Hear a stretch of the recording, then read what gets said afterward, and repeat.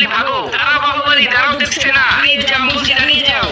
বাহুবলী কাকে খুঁজছো বাহুবলী? দেবসেনাকে খুঁজছি, দেবসেনা তো আমার সাথে অ্যাক্সিডেন্ট করেছিল, অ্যাক্সিডেন্টে শুধু তোমার মৃত্যু হয়েছে, দেবসেনা বেঁচে গিয়েছে। আমি দেবসেনাকে অনেক ভালোবাসি, আমাকে আবার পৃথিবীতে পাঠিয়ে দেন। এটা সম্ভব না, প্লিজ দেখেন না আমাকে পৃথিবীতে আবার পাঠানো যায় নাকি।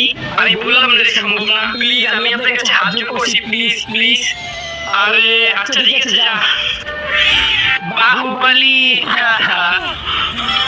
বাহুবলী বাহুবলী জীবিত হয়ে গিয়েছে, কোথায় গেল? আর রাজমাতা দেবসেনা কোথায় গিয়েছে? বাহুবলী দেবসেনা তোমার মৃত্যুর কারণে এখনো বাগানে কান্না করছে, ওকে দেখে আসো।